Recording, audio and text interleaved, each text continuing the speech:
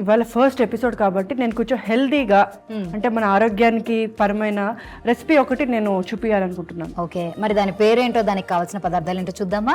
దాని పేరు మునగాకు పొడి.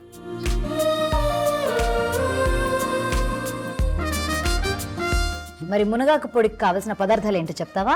మునగాకు, ఎండుమిర్చి, ధనియాలు, జీలకర్ర, మినపప్పు, వెల్లుల్లి రెబ్బలు, పల్లీలు, చింతపండు, కల్లుప్పు, నువ్వులు. అదినా, ముందుగా ఏ ప్రొసీజర్ అయినా చేయాలంటే ఏం చేయాలి? స్టవ్ వెలిగించాలి. సో ఇందులో నూనె యాడ్ చేస్తున్నావా? అవును. ముందు ఫస్ట్ జీలకర్ర అందుకో.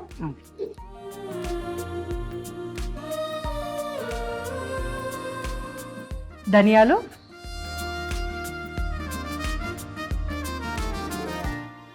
మినపప్పు.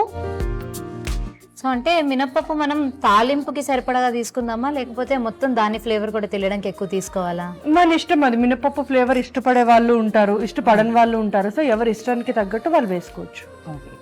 2 స్పూన్ చాలు. పల్లీలు వేవా?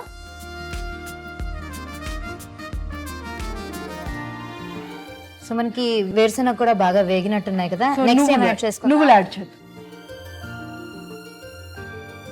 ఇది వేగిపోయే ఇవి వేరే ప్లేట్లోకి తీసుకుందాం. ఇంకొంచెం ఆయిల్ వేస్తున్నాను. ఓకే, ఇందులో మునగాకు వేయి. ఈ మునగాకు ఉంది కదా, దీన్ని నేను బాగా శుభ్రం చేసి ఒక 2 రోజుల పాటు నీడలో ఆరబెట్టాను నేను. ఎండుమిరపకాయలు.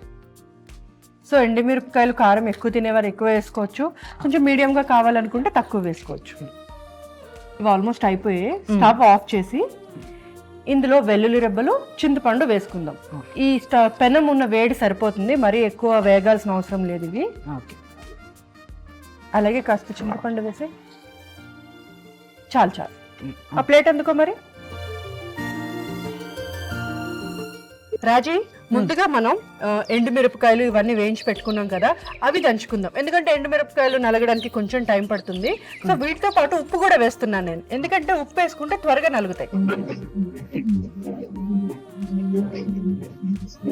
ఇందులో మనం వేయించి పెట్టుకున్న తాలింపు దినుసులు ఉన్నాయి కదా, అవి వేసుకుందాం.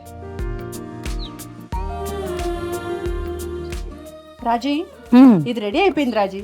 ఓకే, మరి ఇంకా డిష్ అవుట్ చేసేద్దామా? అంతేగా.